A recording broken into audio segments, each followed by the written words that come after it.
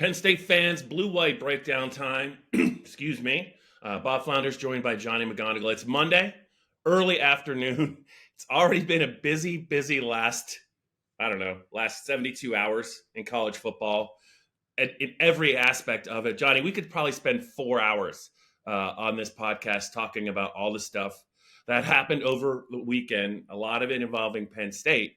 But let's narrow our focus. We're going to have a couple of podcasts this week. We want to talk about the bowl date. We want to talk about the new OC, and we want to talk about just kind of the start of what's going to be a very hectic transfer portal season. Johnny, I guess let's start with the Peach Bowl, and then we're going to go right to Penn State's new play caller on offense. Sounds good to me, Bob. Yeah, no, it's been a hectic few days.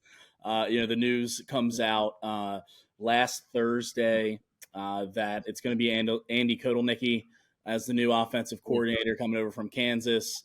That gets confirmed by Penn State and announced on Friday. We find out Sunday that Penn State's going to the Peach Bowl. They're playing Ole Miss.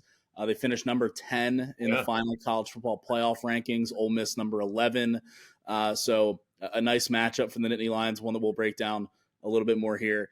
And then, we're recording this on Monday afternoon during a brief lull.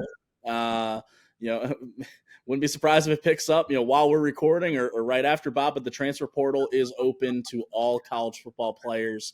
It had been open for a bit, for graduate transfers to enter. That's why you saw some, offers already go out from Penn State's end, but now it's open to everyone who wants to transfer. We've seen some big names go in already across college football, a couple of understandable entrants for Penn State, and would expect some more there. But it's a crazy time for us. It's a crazy time for James Franklin and his staff.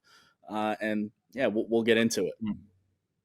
Yeah, Johnny. And I think that what the fans really want to hear about is the new offensive coordinator, because he's got quite a reputation in a good way for all the stuff he's done. But just the thoughts on the Peach Bowl. I don't know, Johnny. I think some older Penn State fans are going to have it in for Lane Kiffin because he poached Silas Redd prior to the 2012 season when he was the USC head coach, I believe. He was the head coach then, and took him away from Billy O'Brien. So they're going to remember that, but it sounds like it's going to be a pretty fascinating matchup, a very good SEC team against one of the best teams in the Big Ten. Johnny, a lot of people are talking about this as being a defense versus offense game, but it's hard to put a label on it, whatever it's going to be, until you know who's going to be playing in the game. Yeah, well, Bob, we were able to talk to both James Franklin and Lane Kiffin a few hours after the bowl was announced on Sunday night. Lane said that he doesn't expect any opt-outs on his end because he put it pretty bluntly. He said, there aren't many guys on our team that are getting those kind of grades, those draft grades that would imply or would lead to a bowl opt-out. Penn State does have a few of those guys. And Lane even said, he said, look, these coaches don't know the ins and outs of their teams yet. They just, of the teams they're facing, like they just found out that they were playing each other in the Peach Bowl. But Lane said that one of his personnel guys gave him a heads up that there are a couple of, possible first-round picks on the defense. And Lane said that he was a little disappointed that, James Franklin wasn't hopping on the press conference to announce that they were opting out. And those two guys, Chop Robinson and potentially Kalen King, who was a preseason All-American and had that first-round projected grade early on in the season and even in August in the summer. So we'll see if those two end up playing in the Peach Bowl. We'll see Olu Fashanu as well, the left tackle who was not only projected first-round pick, but right now projected top 5 pick and really could have been last year. So, I don't expect to see Olu play in this game. If he does, then he'll be on a snap count, same deal with Chop. But we'll just have to wait and see. Typically those announcements for the opt-outs will come at any moment, any day, in the next week or two. Yeah, first round's a whole new world. I know there's some NIL money at stake, but a first round guy to play in a bowl game that is not a playoff game, I think he would be getting advice to the contrary on that. We'll see. Olu, I think, is a lock to be in the first round. I think Chop has got a really good chance to go in the first round as well. I'm not sure about Kalen King anymore. I just don't think they, you saw the All Big Ten voting came out. Very good player. I don't know that he took a step forward, but I guess that is debatable. But yeah, it's funny, Johnny, because 2 years ago when Penn State started 5-0 and they finished 7-6, they were leaking oil going into the Outback Bowl, which was not what anyone would call a marquee bowl. I don't think Penn State's NIL program was really structured the way that they wanted it to at that time, and they had a ton of opt-outs. It was a 7-5 team. Jahan Dotson was on that team. He was, in the first round conversation. They had a lot of guys opt out of that game, but it wasn't that way last year for the Rose Bowl, a more prestigious game, a team that really wanted to finish on a high note. It could be more of that than maybe the 2021 game where you just saw, like every other day, they were losing a pretty good player, and a lot of them were on defense along with Jahan Dotson. But it could be fewer maybe than a lot of people expect. But I'm with you. It's hard for me to see Olu putting anything at risk in a bowl game when he could be a top 5 pick. Yeah, it helps that it's the Peach Bowl. It helps that it's a New Year's Six Bowl. It's not the Outback Bowl, but it's also not the College Football Playoff, which is what this team and what those guys, especially Olu. I remember talking to him out at the Rose Bowl before the game that he didn't play in because of an injury, but he talked about his decision to come back for this season, and he mentioned national championship, and these guys had mentioned that throughout the offseason that was a goal of theirs, was to compete for the Big Ten title, compete for the national title, make the first College Football Playoff in program history, and that didn't happen. But it's still a good bowl game. They're going into conference championship weekend. There was a chance that Penn State wouldn't make a New Year's Six bowl game if Oklahoma State had beaten Texas, or if Iowa had not only scored a point but beat Michigan, then they would have stolen New Year's Six bids as Power 5 conference champions. That didn't happen. Also, Penn State, I think, really lucked out in the opponent, because I feel for Oregon fans. You just lost the Pac-12 title game to Washington, and now you're playing Liberty. Like, I understand and appreciate and agree with the Group of 5 being represented in the New Year's Six games, but boy, I would have had SMU in that slot personally. But either way, so you face Memphis a few years ago in the Cotton Bowl. I think interest around that game was a little lower, relatively speaking, than it would have been against a Power 5 opponent. So they got a Power 5 opponent in Ole Miss. I'm looking forward, Bob, to when we're down there in Atlanta, just all the bowl prep, all the lead up for the next month. The quotes that may or may not come out of Lane Kiffin and even the tweets potentially. We'll see. But I think it's a good matchup for Penn State. It's a good situation. They've never played in the Peach Bowl before. I've covered the Peach Bowl before. Mercedes-Benz Stadium is really, really cool. It's worth seeing a game there. It's an easy flight down to Atlanta from Philly or Pittsburgh or even Harrisburg. And so, I think all things considered, a pretty good situation for a 10-2 Penn State team that, while they didn't accomplish the goals they wanted to this year, it's still the 5th New Year's Six game in James Franklin's 10 years as head coach. Yeah. Before we get to the OC, Johnny, I think I would be remiss if I didn't ask you, because you followed it very closely from the first set of rankings. Do you think the committee got it right? Are the best 4 teams in the playoff? I do, and it's really unfortunate for Florida State. What else can they do, right? They go undefeated in a Power 5 conference, win their conference championship, but that's that little rule or consideration, missing a significant player. I just don't think Florida State is the same team without Jordan Travis. I mean, you were talking about a Heisman contending quarterback. And look, they scheduled SEC teams like they scheduled LSU, but once Bama beat Georgia, I thought not only did Bama deserve to be in, but if you're putting Bama in, you can't leave Texas out. And I think they got it right, even though I understand the outrage and the vitriol and Mike Norvell's statement and everything coming out of Tallahassee. Like, I totally get it, because again, what else can you do if you're the Seminoles? This is why we need a 12-team playoff. I can't wait. But this was it was kind of fitting in a sense, Bob, unfortunately for the Seminoles, but for this to be the first real controversy, I think, of a team like that being left out a year away from the 12-team playoff being implemented. Yeah, and correct me if I'm wrong, Johnny. Wasn't there a chance they could have? They could have. Was this always going to be 4, or did they make a decision within the last year to keep it at 4 for this year? In other words, could there have been a smaller expansion this year to keep, and they decided to keep it at 4, or was it always going from 4 to 12 in 2024? There have been so much talks around possible expansion earlier, moving it up. And James Franklin mentioned that as a possibility when he was asked by a reporter, I believe, from the AP on the Peach Bowl call about everything that went down on Selection Sunday. And Franklin had mentioned that. I think that was a possibility, but I don't know how realistic or strongly considered it was. Johnny, the new name to know if you're a Penn State fan, Andy Kotelnicki. I think I got that right. Kansas OC. Penn State fans won't remember the game, but in 2019, they played Buffalo early in the season. And it was actually a game for a half. Penn State started a little bit slow.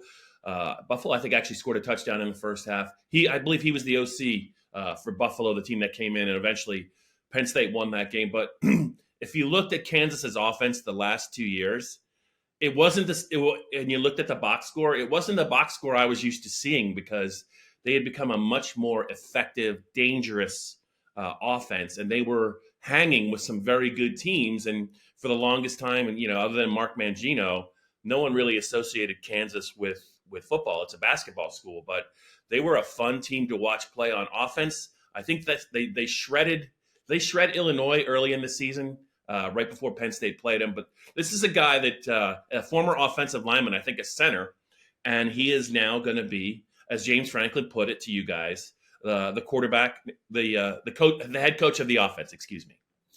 Yeah, you mentioned Mark Mangino and those old Kansas teams. Shout out Todd Reesing. I think it was the border war where they were number 2 and Mizzou was number 3, or maybe they were both ranked. They were ranked 1, 2. But it had been a while since Kansas was relevant in football. They hadn't reached a bowl game since 2008 before Andy Kotelnicki as the offensive coordinator and Lance Leipold as the head coach. They were brought in there ahead of the 2021 season. It took a year to get their kind of feet settled. And then once they did, they've been bowl eligible for the last 2 seasons. They've been one of the more prolific offenses in the country. Over the last 2 years combined, they're averaging 7 yards per play, which is really, it's a high number. I mean, you look at the teams that have averaged more yards per play in that same span: Oregon, LSU, USC, Georgia, and Washington. That's pretty good company to keep, Bob. And so you look at the stats, the explosive stats that they've been able to put up with the Jayhawks over the last 2 years. You look at the film, how multiple Andy is as a play caller. You mentioned him being the head coach of the offense. I think that's kind of how Penn State and James Franklin need to handle this, is really just kind of hands off, let him do his thing. They're paying him to do his thing. There are reported numbers out there from both the CDT and the Athletic that it's a 4-year deal for Andy. He's going to be making $1.6 million his first year, escalating up 1.7, 1.8, I believe, then $2 million in 2027. So, Pat Kraft and the university leadership is paying up, allowing James Franklin to get the guy that he feels will be the one that can reignite this Penn State offense, that can push it forward in 2024 when, like we mentioned, that 12-team playoff opens up. No more divisions in the Big Ten. You don't have Michigan on the schedule. It's a good short-term hire, I think. It's a good long-term hire as well. This is a guy who, projects as a future head coach in the future. So if you only have him for a couple of years, that's one of those. It's like a good problem to have if he's succeeding at Penn State and doing the job the right way. You could see him off to be a head coach one day. But I like the hire a lot. What do you think? I like it too. I was curious. I remember, when he abruptly fired Mike Yurcich, and these are just my thoughts. Joe Moorhead's name came up right away, and a popular choice with the fan base for all he did for Penn State at 2016, 2017. He left Penn State to become the Mississippi State head coach.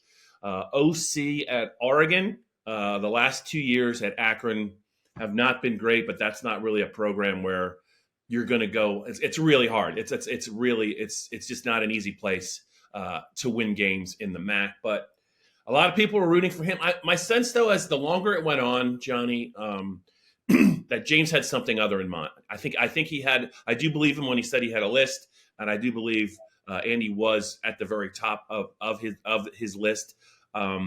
Not to say that Joe could have done a great job if he came back for another stay in State College, but I think this is the guy I think that James really wanted, and I don't know how far things got with maybe any other potential candidate. One other thing, just for the fans, he's not going to be the OC for the bowl game. He's going to be just like they did with Manny Diaz coming on board as the DC. He's going to kind of, and with Moorhead, he's going to when he came over from Fordham, prior to some things going on, they're just going to kind of be there, kind of get to know the program, get to know the players, take it all in. But if you're expected to see him on the sideline for the game, that's not going to happen. Yeah, I was just about to say that, Bob. It's going to be an observatory role for Andy over the next few weeks, sitting in on every meeting, building as many relationships as he can, not only with the players but with the coaching staff as well. And James commended what Ty Howell and Jaywan Seidel have done as co-offensive interim coordinators over the last 2 games of the season. Beating Rutgers, beating Michigan State thoroughly. And they're going to maintain their roles as co-coordinators for this Peach Bowl. But Andy's going to be behind the scenes. He's going to be getting to know guys. Obviously getting to know Drew Aller and Bo Perbula over the next month will be crucial. Evaluating the roster's strengths and weaknesses. That's something the staff is doing as a whole, though, right now, to be honest, especially with the portal open and, after having conversations with players individually about, where the coaching staff sees them in their futures. Like, that's something that is happening ongoing throughout the Lash building right now. But the next few weeks are going to be important for Andy to come in, ingratiate himself, and get 2 feet on the ground, get settled. That way, as soon as the bowl game is over, like Manny Diaz did a couple of years ago, just kind of hit the ground running. Yeah. A lot of stuff was going to happen between now and Penn State's bowl date, and once it starts, usually there's more coming behind it. You're right. I do believe there'll be some opt-outs. I'm not sure what the number's going to be. Some make sense more than others. There's usually a surprise or two every year. I'm not sure how that's going to play out this year. I think James and his staff have done a really good job with the way that they have the system in place now, that they've been able to encourage players to maybe just stick around, stay with the team. You're not going to play much. You enjoy the trip. You guys earn this. You got plenty of time to get ready for the draft. It could be, and then on game day against Ole Miss, they don't play that much, but there's a lot of young players Penn State wants to take a look at. I want to follow up with you, Johnny, on the Final Four. Just your thought. I have some pretty strong thoughts. I watched the Alabama-Georgia game. I didn't really pay attention to the Texas game, only because I thought it was going to be a complete mismatch, and it was. I deeply regret watching the Michigan-Iowa game. Shame on me. It's a terrible waste of a Saturday night. But when you look at the Final Four, I think I know who's going to play in the final. Do you have any strong thoughts as you analyze the Final Four about where it may be headed and who might be they're not cutting the nets down, but who's going to be number one? Well, Bob, you mentioned Texas and Oklahoma State being a match. I hope anyone who listened to last week's podcast took the advice and tailed Texas to cover, because that was pretty easy.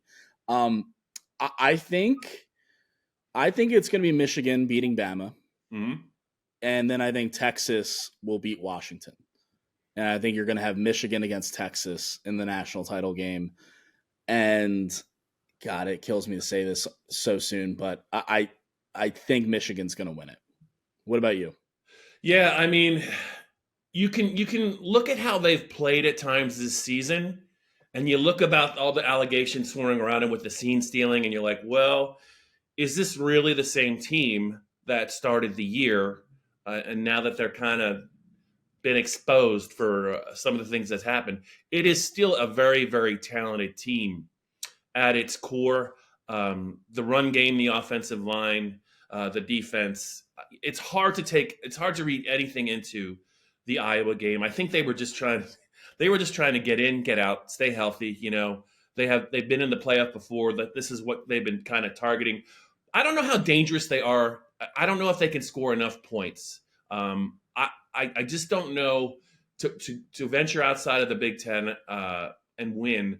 As bad as Penn State's offense was in the state college game against Michigan without Harbaugh on the field, it was essentially a one possession game for into the fourth quarter, and that just was not a good Penn State offense. I think it's going to be Alabama and Texas in a rematch. I think Texas is going to beat Washington. I like what Washington's done, and they definitely had Oregon's number. That surprised me how well they played Oregon, especially the second time. I thought Oregon was rolling. I think you did too. I just think with Alabama and some prep time, and that quarterback is coming of age, right? In front of our eyes, the plays he's made the last two games in hostile environments, I think is a good sign for Alabama. It almost reminds me, this Alabama team almost reminds me of the 2014 Ohio State team that kind of struggled early in the year.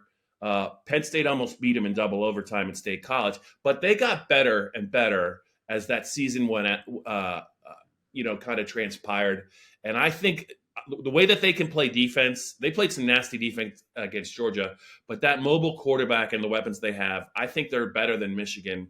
I look for a Texas Alabama rematch, and if I'm right, I'm going to hold off on my pick. You're on record as saying Michigan. I kind of think it might be Alabama's year. I hate to say it. I think they're the two best teams when you look at all three phases, but I am very curious about what Harbaugh and Michigan can do outside of the Big Ten, because that's all they really have played this year. They played the Big Ten. They didn't really play anyone really in non-conference, and they're a solid team, but I don't know if they have enough firepower, man. Yeah, don't get me wrong. I would love to see Alabama, Texas again, especially with the way both those teams are playing right now. Alabama coming off the win against Georgia, Texas finding its stride over the last couple of weeks, like Quinn Ewers against Jalen Milroe, 2.0. I will take that hands down. I love what Michael Penix and Washington have done this year. They surprised me against Oregon. They were 10-point underdogs, and they win that game, beat Oregon for a second time this year. Like, I really like what the Huskies have on offense, but I look at what Texas has in the middle of their defense, especially up front at defensive tackle and D end, and I just think they're going to cause Washington too many problems. And then Michigan, it's one of those, Bob, you look at the quarterbacks on these teams, and Michael Penix is like a Heisman contender. Jalen Milroe, what he's done over the last 2 weeks has been incredible, and Quinn Ewers is Quinn Ewers. I just think J.J. McCarthy, while he has not really impressed me this year all that much, I think he has a few big plays in him, and that's not big plays going the other way like he had against TCU last year in the semifinal. And Michigan's run game, Michigan's defense, like those things travel. And it's just one of those where it would be infuriating to a lot of people to watch Michigan continue winning amid the sign stealing scandal. But that's like college football loves a villain, right? Everyone needs a team to hate. And it's kind of a reason why I think Michigan is going to end up in the national title game. And it's one of those where everyone wants a Texas Bama rematch. I don't think we're going to be rewarded with that.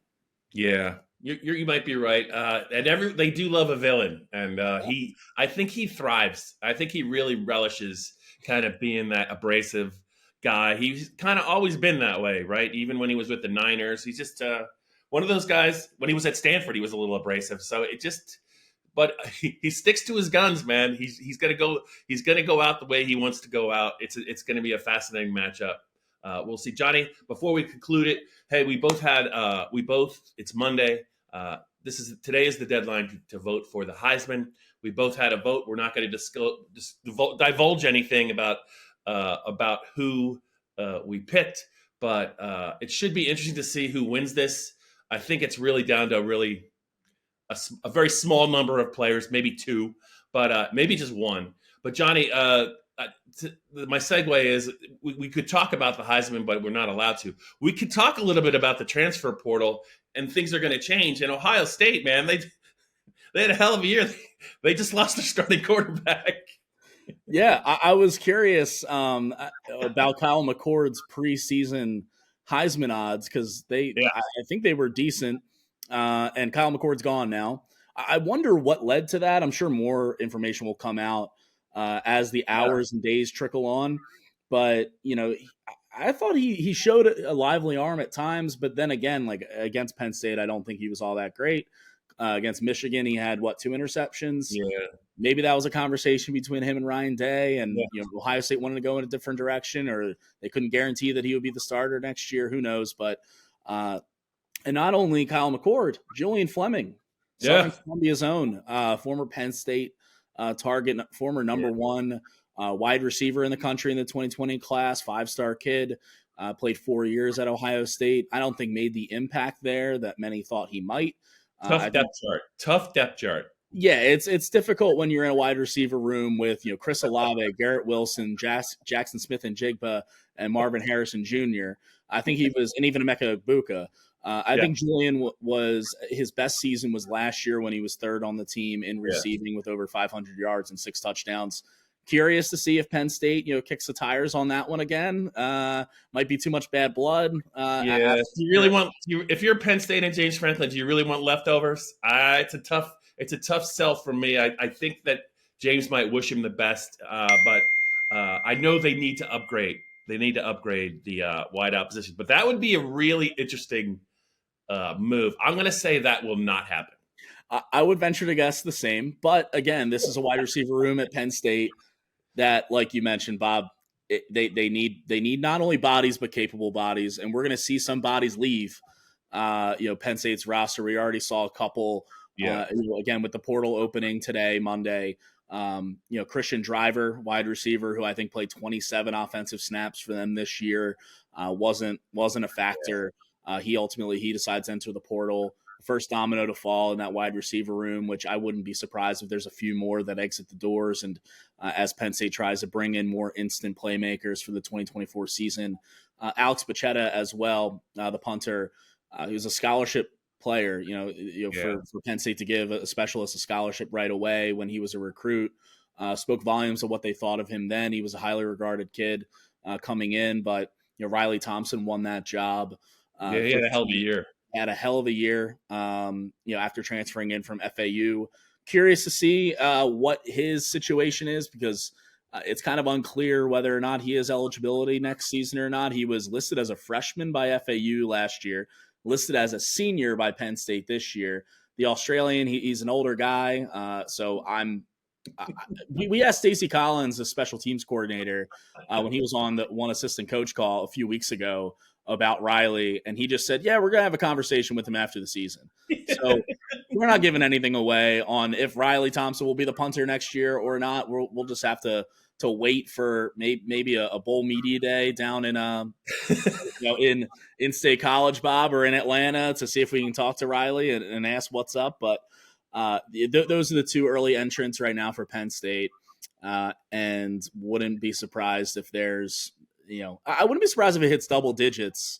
I think you're right in terms of exits, and maybe even in the 15-20 range as they try to really overturn this roster. And they've got a really good 2024 recruiting class coming in. So you're only allowed 85 scholarship players on a roster, Bob. You can't take 120.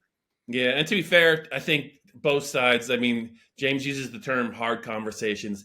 I think that there's just some players that did not work out at this level for Penn State, and it's not all on them. I mean, Penn State has made it in less than in the last 11 months. They've gotten rid of the wideouts coach. They've gotten rid of the OC. I don't think you could put it all on the players who really haven't surfaced at wideout. But traditionally, Johnny, that's a position where if you're not playing pretty early at wideout at a major school, it's tough for that fourth year breakout. And there's a couple of guys maybe in their second and third year now even in their fourth year that it might be best for them if they really want to play football. They're going to probably have to play wideout somewhere else. And like you said, I do think if I was going to over under this about transfer portal guys, I think I would lean towards double digits as well.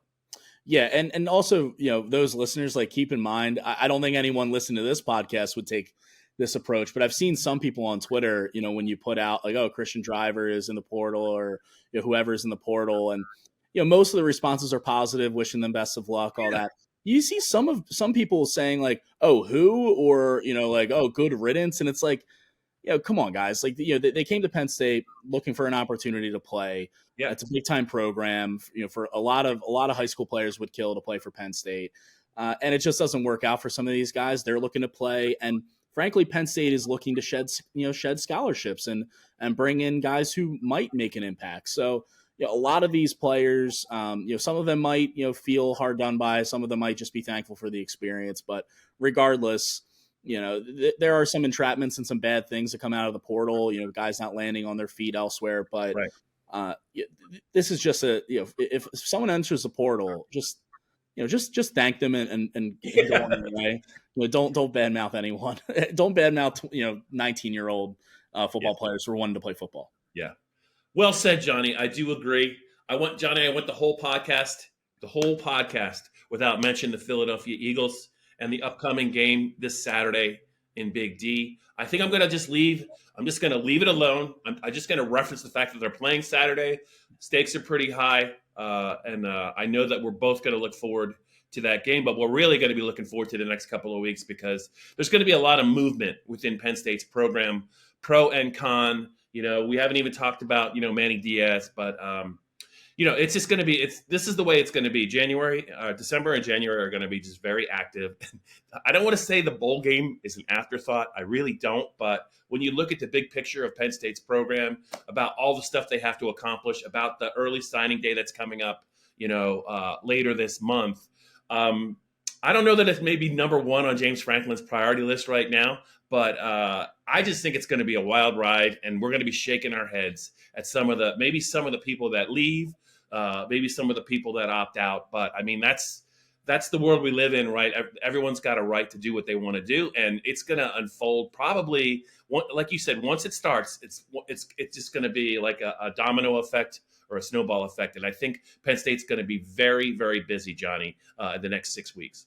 I agree, Bob. And just one last thing on that, on all that portal movement, whether it's guys leaving, guys coming in, guys getting offered, any news like a Julian Fleming entering the portal. We have a Penn State transfer portal tracker on PennLive.com. Going to be updating that throughout the next month. Whenever anything happens, you can bookmark that link, come back to it. Everything you'll need to know about movement in the portal regarding Penn State will be there. So check that out. If you wanted to type it up, it's Penn State Transfer Portal Tracker, live updates on departures, arrivals, offers, and more news. Click the link, save it, do all that good stuff. Yeah, Johnny's been gracious enough. He's going to try and stay up for the next 168 hours is a full week. Yeah. It's going to be a lot of caffeine. He's got an emergency cot next to his computer. He's just going to try and stay up. It's going to be about Penn State. It's going to be about the transfer portal, potential opt-outs, Birds, Cowboys. Like, he doesn't really have any reason to sleep anyway. So just follow Johnny and follow PennLive's Penn State portal tracker. A lot of news to get to, but Johnny, looking forward to the next couple of weeks, and hopefully you will get some sleep. Go Birds, Bob.